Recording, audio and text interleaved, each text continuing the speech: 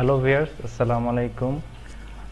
আশা করি সবাই ভালো আছেন। আমি শাহরে মাহমুদ হাজির হয়েছি আপনাদের সামনে বিএইচ লার্নিং এর নতুন একটি ভিডিও নিয়ে। আমাদের আজকের আলোচনার বিষয় এসএসসির পদার্থবিজ্ঞানের প্রথম যে চ্যাপ্টারটি রয়েছে ভৌত রাশি এবং পরিমাপ নিয়ে। চলুন শুরু করা যাক তাহলে। আমাদের আজকে আলোচ্য বিষয়ের মধ্যে থাকবে পদার্থবিজ্ঞান ও এর পরিসর এবং পদার্থবিজ্ঞানের ক্রমবিকাশ। প্রথমে আমরা জেনে নিব পদার্থবিজ্ঞান কি। পদার্থবিজ্ঞান হচ্ছে বিজ্ঞানের সেই শাখা যেখানে পদার্থ, শক্তি এবং এদের মাঝের বা এদের মধ্যকার আন্তঃক্রিয়া বা সম্পর্ক নিয়ে আলোচনা করা হয়, তাকে পদার্থবিজ্ঞান বলে। অর্থাৎ এখানে বোঝাচ্ছে, এই সংখ্যাটা যদি আমরা ভালোভাবে বুঝতে চাই, এখানে বোঝাচ্ছে পদার্থ ও শক্তি, অর্থাৎ কোনো পদার্থ একটি জড় বস্তু, সেখানে যদি সেই পদার্থের উপর কোনো শক্তি প্রয়োগ করা হয় তাহলে সেই পদার্থটি একটি গতিশক্তি বা কোনো শক্তির মাধ্যম লাভ করে, ফলে পদার্থটি কাজ করতে পারে, যাকে আমরা শক্তি বলে থাকি। তো এই যে পদার্থ ও শক্তির মধ্যকার যে ইন্টার রিলেশন বা অন্তঃক্রিয়া বা সম্পর্ক, এটাকে আমরা বলছি পদার্থবিজ্ঞান। তো দেখে নিই আমরা পদার্থ কি হতে পারে। পদার্থের মধ্যে আছে আমাদের চারপাশে অবস্থিত বিভিন্ন সকল বস্তু, অণু, পরমাণু, ইলেকট্রন, প্রোটন ও নিউট্রন। শক্তির মধ্যে কি কি হতে পারে? গতিশক্তি, স্থিতিশক্তি, যেটা আমরা আগে বললাম। স্থিতিশক্তির মধ্যে হতে পারে বিভব শক্তি বা মধ্যাকর্ষণ শক্তি, অভিকর্ষ শক্তি। যে বিভব শক্তি কি, আমরা একটা পদার্থ নিচে ছিল, সেটাকে আমরা উপরে নিয়ে রাখলাম, তখন সেটা কি লাভ করলো? বিভব শক্তি। আবার কোন একটা নিশ্চল পদার্থ বা বস্তু নিশ্চল ছিল, যখন স্থির ছিল, সেটাকে আমরা যখন বল প্রয়োগ করব, অর্থাৎ গতি দান করব, তখন সেটা যে শক্তি অর্জন করবে সেটাকে বলা হচ্ছে গতিশক্তি। সো এই যে পদার্থ ও শক্তির মধ্যকার যে সম্পর্ক, একটি সম্পর্ক তৈরি হচ্ছে, এটিকে বলা হচ্ছে পদার্থবিজ্ঞান। এছাড়াও রয়েছে চৌম্বক শক্তি, তাপ শক্তি, নিউক্লিয় শক্তি। আমরা যে কোনো বস্তুতে তাপ প্রয়োগের মাধ্যমে সেটার মধ্যে তাপ শক্তির উদ্ভূত করতে পারি। এভাবে আমরা বিভিন্ন প্রকার শক্তি ও পদার্থের মধ্যকার সম্পর্ক নিয়ে পদার্থবিজ্ঞান সামনে এগিয়ে নিয়ে যাব। পদার্থবিজ্ঞানের পরিসর। পদার্থবিজ্ঞান কোন কোন ফিল্ডে কিভাবে কাজ, কি কি জিনিস নিয়ে কাজ করে, সেটা নিয়ে যে আলোচনা, সেটা হচ্ছে পদার্থবিজ্ঞানের পরিসর। এর মধ্যে প্রথম যেটি রয়েছে সেটা হচ্ছে ইলেকট্রনিক্স। আমরা আমাদের জীবনে যত রকম ইলেকট্রিক ডিভাইস বা ইলেকট্রিসিটি পাস করে এরকম যে ডিভাইসগুলো ইউজ করে, সেটা নিয়ে যে আলোচনা পদার্থবিজ্ঞানে, সেটাই হচ্ছে ইলেকট্রনিক্স। মেকানিক্স, যে বল সংক্রান্ত কোনো বস্তুতে বল প্রয়োগ করতে হবে বা বল নিয়ে যে বস্তুগুলো কাজ করে, যেমন আমাদের একটি ট্রাক বা যে কোনো যানবাহন চালানোর জন্য কিসের দরকার? প্রচণ্ড পরিমাণে অনেক শক্তির দরকার। যেটা দেখা যায় যে একটা গাড়ি বা বাস বা ট্রাক নষ্ট হলে আমাদের প্রচুর 10 জন, 15 জন, 8 জন, 10 জন লোক মিলে সেটাকে ধাক্কিয়ে নিয়ে যেতে হয়। বাট এই যে মেকানিক্স হচ্ছে সেটাই, যে মেকানিক্যাল কোনো ইনস্ট্রুমেন্ট বা প্রসেসের মাধ্যমে পদার্থবিজ্ঞানের ল বা সূত্র অ্যাপ্লাইয়ের মাধ্যমে সেই জিনিসটাকে সহজ করে ইঞ্জিন দ্বারা চালিত করবে। এবং এই ইঞ্জিন বা রিলেটেড এই যে ফ্যান ঘুরছে, যে কোনো কাজ, মেশিন ঘুরছে, যে কোনো মোটর ঘুরছে, এগুলো নিয়ে যে আলোচনা, সেটাই হচ্ছে মেকানিক্স। অ্যাস্ট্রোফিজিক্সটা কি? আমরা হয়তো শুনে আসছি যে অ্যাস্ট্রোফিজিক্স বা অ্যাস্ট্রোনমি হচ্ছে পদার্থের একটি শাখা, যেখানে মহাকাশ সংক্রান্ত বস্তু নিয়ে আলোচনা করা হয়, এবং সেখানে যখন আমরা ফিজিক্স অ্যাপ্লাই করব এবং সেই জিনিস নিয়ে আলোচনা করব, তখন সেটাকে বলা হচ্ছে অ্যাস্ট্রোফিজিক্স। বায়োফিজিক্সের মধ্যে কি আছে? বায়োলজিক্যাল বস্তু রিলেটেড ফিজিক্স যে সকল আলোচনা করে, সেটাকে বলা হচ্ছে বায়োফিজিক্স। কেমিক্যাল ফিজিক্সটা কি? কেমিক্যাল ফিজিক্সটা হচ্ছে কোনো ফিজিক্সই শুধু বস্তু না, কেমিক্যাল নিয়েও ডিল করতে হয়, অর্থাৎ কেমিক্যাল নিয়েও আলোচনা করতে হয়। কারণ আমরা কোনো একটা বস্তু বা ইঞ্জিন বা জিনিস বানাবো, সেটা যদি কেমিক্যালি টেকসই না হয় বা কেমিক্যালি অ্যাপ্রুভড না হয়, তাহলে সেইখানে ফিজিক্স অ্যাপ্লাই করে আমরা যে বস্তুটি পাবো সেটা স্থায়ী বা পার্মানেন্ট হবে না। তারপর আমরা চলে যাচ্ছি জিওফিজিক্স, ভূতত্ত্ব অথবা জিওলজি, অথবা সহজ ভাষায় যদি বলি, আমাদের পৃথিবীর যে ভূপৃষ্ঠ বা ভূমি, সেইখানে যখন আমরা ফিজিক্স অ্যাপ্লাই করি, তখন যেই জিনিসটা আমরা পাই সেটা হচ্ছে জিওফিজিক্স। দেন মেডিকেল ফিজিক্স, বোঝাই যাচ্ছে মেডিকেল রিলেটেড যে সকল যন্ত্রপাতি বা ইনস্ট্রুমেন্ট, বিশেষ করে এক্সরে মেশিন, আলট্রাসোনোগ্রাফি, তারপর হচ্ছে এমআরআই, তারপর হচ্ছে সিটি স্ক্যান, এই সকল জিনিসপত্র যে ফিজিক্সের মাধ্যমে উদ্ভাবন করা হয়েছে, বা যে ফিজিক্সের যে ল মেনেগুলো চলে সেটাই হচ্ছে মেডিকেল ফিজিক্স। এখন আমরা দেখব পদার্থবিজ্ঞানের ক্রমবিকাশ। ক্রমবিকাশটা কি? ক্রমে ক্রমে ক্রমে ক্রমে যে বিকাশটা হয়ে আসছে, অর্থাৎ আদিমকালে সেই পদার্থবিজ্ঞানের সেই আদি ধারা থেকে কে শুরু করেছিল? এগুলো শুরু করেছিল হচ্ছে অ্যারিস্টটল, সক্রেটিস, থিওফ্রাস্টাস, থ্যালিস। সেই খ্রিস্টপূর্ব অর্থাৎ খ্রিস্ট জন্মের আগে থেকে বিভিন্ন ভ্রান্ত ধারণা ও মতবিশ্বাসকে পাশ কাটিয়ে বিজ্ঞানের যুক্তিযুক্ত ধারণা নিয়ে যেই বিজ্ঞানটা আমাদের ফার্স্টে আমাদের সামনে আবির্ভূত হয়, এবং সেইখানে পর্যায়ক্রমে ক্রমে ক্রমে ক্রমে ধাপে ধাপে আমাদের আজকের এই আধুনিক বিজ্ঞান। তো চলুন দেখে নেওয়া যাক। ফার্স্টে আমরা দেখছি গ্রিক বিজ্ঞানী থ্যালিসের নাম। এসএসসির বইয়ে এই গ্রিক বিজ্ঞানী থ্যালিস এবং যার যে সকল জিনিসগুলো আছে সেই সিলেবাসের মধ্যে আমরা সীমাবদ্ধ থাকবো, তাই বইয়ের মধ্যে যেগুলো আছে সেটা নিয়ে আমরা আপাতত আলোচনা করব। গ্রিক বিজ্ঞানী থ্যালিস, ফার্স্টে যার নাম রয়েছে খ্রিস্টপূর্ব 586 থেকে 624 সাল পর্যন্ত যার আরাধনা। তিনি কি করেছিলেন? তখনকার সমাজে খুবই কুসংস্কার আচ্ছন্ন ছিল, এবং সেখানে প্রত্যেকটা ভ্রান্ত বিশ্বাস নিয়ে মানুষ কুসংস্কার নিয়ে মানুষের জীবন যাবৎ বিপর্যস্ত হয়েছিল। তখনই গ্রিক বিজ্ঞানী থ্যালিস, বা দার্শনিকও বলা যেতে পারে, ধর্ম পৌরাণিক কাহিনী ভিত্তিক কুসংস্কার ব্যাখ্যা অস্বীকার করেন এবং যুক্তিযুক্ত বিভিন্ন ধারণা সবার কাছে তুলে ধরেন। এছাড়াও সূর্যগ্রহণের ভবিষ্যৎবাণী তিনি করতে পারতেন। লোডস্টোনের চৌম্বক ধর্ম সম্পর্কে তিনি ব্যাখ্যা করেছিলেন। আমাদের সেই মহামান্য পিথাগোরাস, এই গ্রিক বিজ্ঞানী পিথাগোরাসই তখনকার আমলে সবচেয়ে বড় ম্যাথমেটিশিয়ান বা দার্শনিক যাই বলি না কেন। তিনি অ্যাকচুয়ালি বিজ্ঞানী বা আগের খ্রিস্টপূর্বের আগে যে যারা ছিলেন তারা প্রকৃতপক্ষে বিজ্ঞান নিয়ে আলোচনা না করলেও বিজ্ঞানের একদম অন্তর্নিহিত যে প্রধান বিষয়গুলো নিয়ে তারা কথা বলেছে, এবং তাদেরকে মূলত শুধু বিজ্ঞানের বিষয় না, তারা সমাজ নিয়ে অনেক কথা বলেছে দেখে তাদেরকে দার্শনিকও বলা হতো। যাই হোক, তো পিথাগোরাস যা করেছিলেন, জ্যামিতির বিভিন্ন বিষয়ে জ্ঞানের সূচনা করেছিলেন, যেটা আমরা এখনো পড়ি। পিথাগোরাসের উপপাদ্য সেই ক্লাস 8 বা 9 10-এ সবার দাঁত ভেঙে যায় এই পিথাগোরাস উপপাদ্য মুখস্থ করতে গেলে। অ্যাকচুয়ালি মুখস্থ না, আমরা সবাই সবসময় চেষ্টা করব যে কোনো জিনিস বুঝে পড়ার, যেটা ফলশ্রুতিতে আমরা জিনিসটা সঠিকভাবে এবং যে উদ্দেশ্যে শেখানো হচ্ছে সেটা আয়ত্তস্থ করার প্রকৃত উদ্দেশ্যটা আমাদের সফল হবে। তারপর আমাদের আসলো গ্রিক দার্শনিক ডেমোক্রিটাস। তিনি কি করেছিলেন? তিনি পদার্থের অবিভাজ্য একক আছে, অর্থাৎ পদার্থকে ভাঙতে ভাঙতে ভাঙতে এক সময় আর ভাঙা যায় না, এই যে লাস্টে যে অতি ক্ষুদ্রাতি ক্ষুদ্র ক্ষুদ্র অংশটি পেলাম, এটার নামই তিনি দিয়েছিলেন পরমাণু। এবং এই পরমাণু সম্পর্কে তিনি প্রথম ধারণা দেন, এবং তিনি বলেন যে পরমাণু অবিভাজ্য, এক ভাঙতে ভাঙতে শেষ পর্যন্ত এক অবিভাজ্য কোনো পাওয়া যায়, যেটাকে বলা হয় পরমাণু। আরিস্টার্কাস তিনি কি করেছিলেন? তিনি বলেছিলেন আমাদের যেহেতু পৃথিবী থেকে দেখলে মনে হয় যে সূর্য প্রতিনিয়ত সূর্য উদয় হচ্ছে এবং অস্ত যাচ্ছে, সেইখানে মনে করা হতো যে পৃথিবীকে কেন্দ্র করে সূর্যের দিক ঘুরে। কিন্তু প্রথম খ্রিস্টপূর্ব 380 অব্দে কি করেছিলেন আরিস্টার্কাস? প্রথম সূর্যকেন্দ্রিক, অর্থাৎ সূর্যকে কেন্দ্র করে প্রতিটি গ্রহ যে ঘুরে সেই ধারণার অবতারণা করেছিলেন। এর জন্য তিনি ইতিহাসের বুকে বিখ্যাত হয়ে রয়েছেন।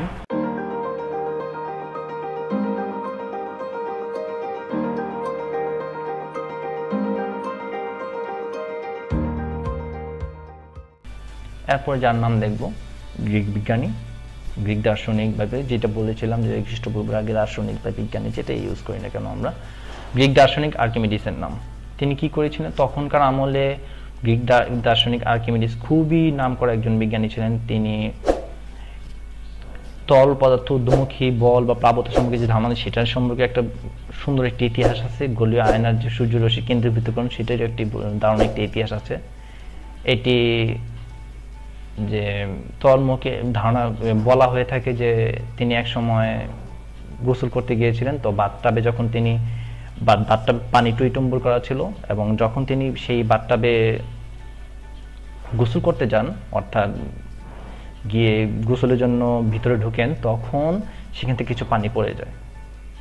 সেই সময় রাজা তাকে একটা দায়িত্ব অর্পণ করেছিল যে তার জন্য, রাজার জন্য একটি মুকুট মুকুট তৈরি করা হয়েছে, সেই মুকুটে কি পরিমাণ ভেজাল মিশ্রিত আছে। তো সেই ভেজাল নির্ণয়ের জন্য দায়িত্ব দিয়েছিলেন এই যে বিখ্যাত দার্শনিক আর্কিমিডিসের উপর। আর্কিমিডিস যখন গোসল করতে গিয়ে দেখলেন যে কিছু পানি পড়ে গেছে এবং তাকে তার নিজেকে কিছুটা হালকা মনে হচ্ছে, তখন তিনি সেই সূত্রটা আবিষ্কার করেন। সেই অবস্থাতে, অর্থাৎ হচ্ছে অর্ধনগ্ন অবস্থায় রাজার কাছে ইউরেকা ইউরেকা ইউরেকা বলে দৌড়িয়ে গিয়ে বলেন যে রাজা, আমি পেয়েছি পেয়েছি পেয়েছি। কি পেয়েছো? আমি পেয়েছি আপনার মুকুটের ভেজাল নির্ণয়ের সূত্র আমি আবিষ্কার করে ফেলেছি। তো এটাই ছিল সংক্ষিপ্তভাবে আমি বর্ণনা করলাম। এছাড়াও আরেকটা আছে যে গোলীয় আয়নায় সূর্যের রশ্মি কেন্দ্রীভূতকরণ। প্রাচীনকালে প্রচুর পরিমাণ যুদ্ধ হতো, তো গ্রিকের বিরুদ্ধে এক রোম কিংবা কোনো একটা সাম্রাজ্য হবে, বিশাল সৈন্যবহর বা জাহাজের বহর নিয়ে আসছিল। তখন গ্রিক বিজ্ঞানী, গ্রিকের পক্ষে ছিলেন গ্রিক দার্শনিক আর্কিমিডিস। তিনি কি করলেন? অনেকগুলো বড় বড় বিশাল বিশাল আয়না দিয়ে এমনভাবে স্থাপনা তৈরি করলেন বা সূর্যের রশ্মিকে কাজে লাগিয়ে সবগুলো বিশাল বিশাল আয়নার প্রত্যেকটি সূর্যের রশ্মিকে একটি একটি করে জাহাজের গায়ে ফেলতে লাগলো। এবং তখনকার জাহাজগুলো ছিল পাল তোলা, সেই পালের মধ্যে যে যখন আলোগুলো পড়ছিল তখন অনেক বড় বড় কাচের অনেক বেশি তাপ এক জাহাজের দিকে কেন্দ্রীভূত হয়ে প্রত্যেকটা মধ্যে আগুন জ্বলে যাচ্ছিল। তখনকার জাহাজগুলো কাঠের তৈরি ছিল, তো প্রত্যেকটাতে আগুন ধরে যাচ্ছিল। এভাবে করে বিশাল যে জাহাজের বহর আছে টোটালটাকে ধ্বংস করে দিতে সক্ষম হয়েছিল। তো এই ছিল আর্কিমিডিসের গুরুত্বপূর্ণ দুইটি আবিষ্কার। আশা করি এই দুটি আবিষ্কার যদি তোমরা মনে রাখো তাহলে খুব সহজেই আর্কিমিডিস যে এই অবদানগুলো রেখেছিলেন সেটা মনে থাকবে। এরকমভাবে তোমাদের যদি ইচ্ছা থাকে নেট থেকে সার্চ করে করে সকল বিজ্ঞানী এবং সকল আবিষ্কারক এবং আবিষ্কারগুলো সম্পর্কে ডিটেলস জেনে নিতে পারো। তো আমি এখন তোমাদের বইয়ের যে প্রত্যেকটি বিজ্ঞানীর যে কাজ আছে সেগুলো সংক্ষিপ্তভাবে আলোচনা করব। অর্থাৎ কার কি অবদান, সেই অবদানগুলো জাস্ট তুলে ধরবো। শুধু ভিডিও দেখা পর্যন্ত নিয়ে আমি আশা করব তোমরা সবাই এই ভিডিওটিকে জায়গায় জায়গায় পুশ করে বা স্ক্রিনশট নিয়ে নোট করে করে রাখবে, কারণ এই ভিডিওর যে নলেজটা তোমাদের কাছে যাবে সেটা হবে টেম্পোরারি। আমি সবসময় গুরুত্ব দিই পার্মানেন্ট নলেজের দিকে। পার্মানেন্ট করতে হলে অবশ্যই তোমাদেরকে নোট নিয়ে বসতে হবে, অর্থাৎ নোট একটা খাতা নিয়ে বসতে হবে যেখানে তোমাদেরকে এইগুলো নোট করে ফেলতে হবে। ওকে, তো আমরা সামনের দিকে যাই। ফার্স্টেই আমরা বলবো একজন বিজ্ঞানীর নাম ইরাটোস্থিনিস। সঠিকভাবে তিনি কি করেছিলেন আমরা এখন যদিও জানি পৃথিবীর ব্যাসার্ধ হচ্ছে 6.4 × 10⁻⁶। তো তখনকার সেই খ্রিস্ট জন্মের আগে সঠিকভাবে পৃথিবীর ব্যাসার্ধ নির্ণয় করাটা ছিল অনেক বড় একটা চ্যালেঞ্জ, এবং সেটা করে দেখাতে পেরেছিলেন বিজ্ঞানী ইরাটোস্থিনিস। এরপর যে মুসলিম বিজ্ঞানীর নামটি আসে তার নাম হচ্ছে আল খোয়ারিজমি। আমরা এখনকার যে বীজগণিত পড়ি সেই বীজগণিতের আসল যে পার্ট, অর্থাৎ একদম গোড়া বা মূল যেটাকে বলি, সেটার আবিষ্কার ছিল এই মুসলিম বিজ্ঞানী আল খোয়ারিজমি। তখনকার যুগে সেই বইয়ের নাম করা হয়েছিল আল জাবির নামে, এবং সেখান থেকে এসেছে অ্যালজেব্রা বা এখন যেটাকে আমরা বাংলাতে বীজগণিত বলে থাকি। এখনো বাহিরের দেশে বা বিদেশে অ্যালজেব্রা বলে এটাকে চিনে, অর্থাৎ বীজগণিতকে চিনে। ইবনে আন হাইয়াম একজন মুসলিম বিজ্ঞানী। তার মূলত কাজ ছিল বেশিরভাগ বা 90% কাজই ছিল আলোক বিজ্ঞানের উপর, এবং তিনি প্রথম ধারণা দেন যে আলো আমাদের চোখ থেকে কোনো বস্তুতে না, বরং কোনো বস্তুতে আগে পড়ে সেই আলো রিফ্লেকশন অথবা প্রতিফলনের মাধ্যমে আমাদের চোখে আসে। তখন যে আলোটা দেখতে পাই এটাই হচ্ছে আমাদের আলো দেখার যে সায়েন্সটা। এছাড়াও তিনি আলোক বিজ্ঞানে আরো অনেক অনেক অবদান রেখেছেন বলে তাকে, এবং গোড়া বা মূল যেটাকে বলে আবিষ্কারক ছিলেন, তাই তাকে বলা হয় আলোক বিজ্ঞানের স্থপতি হিসেবে বিবেচনা করা হয়। আল মাসুদি 30 খণ্ডে রচিত এনসাইক্লোপিডিয়া লিখেছিলেন।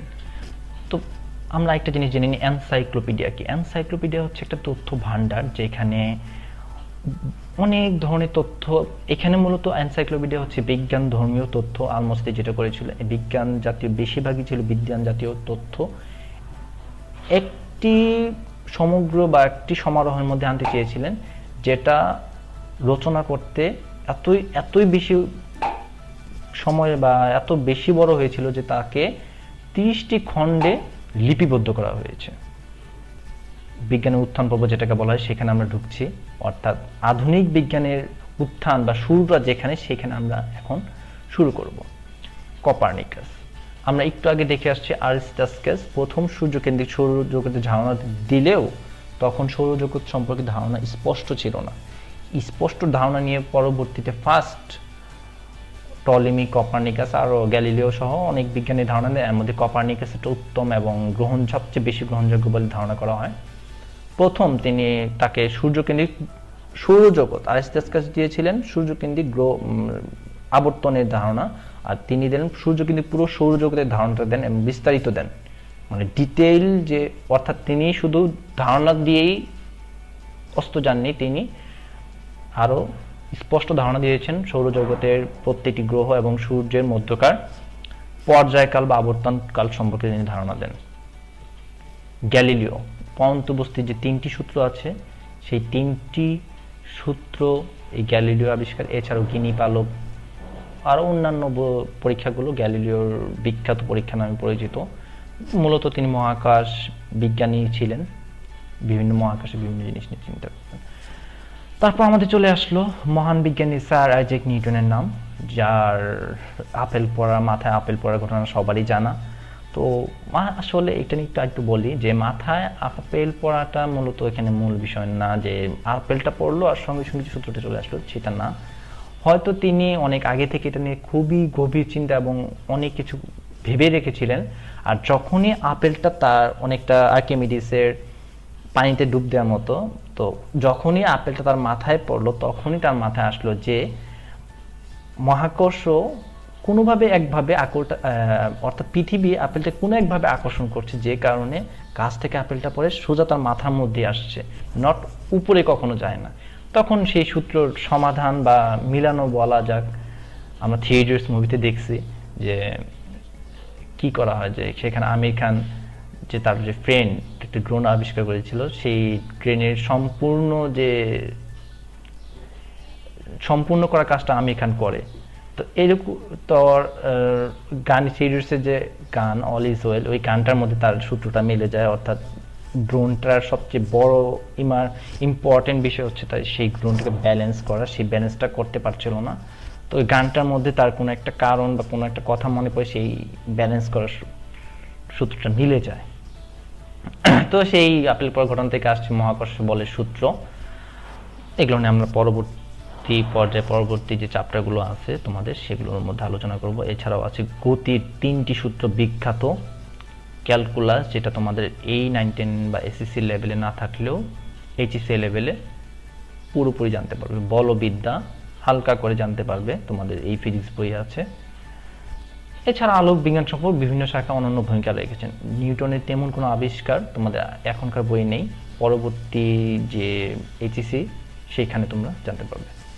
ওয়ারস্টেড বিদ্যুৎ প্রবাহের চৌম্বকীয় নিয়ে আলোচনা করেন, অর্থাৎ বিদ্যুৎ প্রবাহের ফলে যেই জায়গাতে বিদ্যুৎ প্রবাহ হবে সেখানে চৌম্বক ক্রিয়া উৎপন্ন হবে, চৌম্বকের একটা ক্রিয়া দেখা যায়।